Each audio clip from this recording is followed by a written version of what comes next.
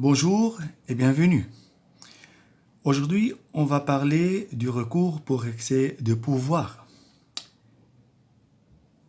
Ce recours peut être formé contre toute décision administrative, même sans texte. Ça veut dire si la loi qui organise cet acte ou même le règlement qui l'organise ne prévoit pas que cet acte peut être attaqué par le recours pour excès de pouvoir devant le juge administratif, alors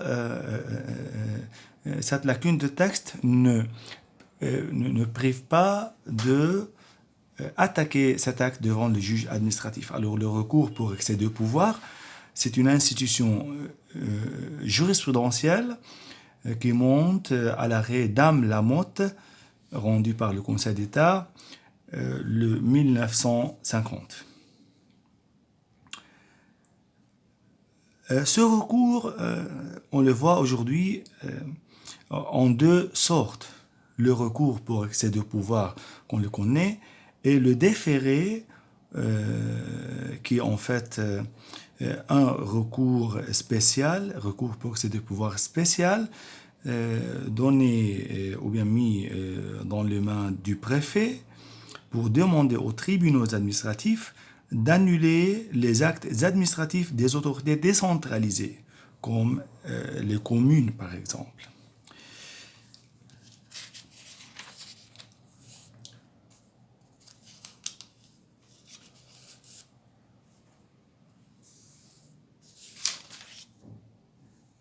Alors, le recours pour excès de pouvoir alors tend à obtenir du juge le prononcé d'une annulation pour cause d'illégalité. Alors, ce recours, c'est un instrument institué pour assurer le respect de la loi ou bien de la légalité en général. Alors, il tend à annuler un acte administratif pour cause d'illégalité.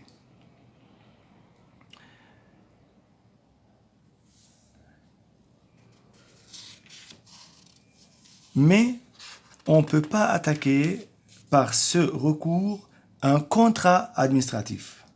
C'est en principe. Un contrat administratif peut être contesté devant le juge de plein contentieux et non devant le juge du recours pour excès de pouvoir ou bien le juge d'excès de pouvoir. Mais il y a des dérogations à ce principe. Premièrement, on dit que pour les contrats qui contiennent, les contrats administratifs qui contiennent des stipulations contractuelles et des dispositions réglementaires, on peut alors assimiler ces dispositions réglementaires à des actes administratifs et attaquer ces dispositions réglementaires devant le juge de l'excès de pouvoir par un recours pour excès de pouvoir. On tend par ce recours à annuler ces dispositions réglementaires et non les stipulations contractuelles. C'est-à-dire si une concession, un contrat de concession qui contient les stipulations contractuelles comme les conditions de travail qui lient le concessionnaire à l'administration, il y a ces stipulations contractuelles, mais à côté, il y a des dispositions réglementaires comme le prix, par exemple. Alors, on peut, tant que ce prix a le caractère réglementaire, on peut alors attaquer les dispositions relatives au prix qui est mis dans le contrat administratif.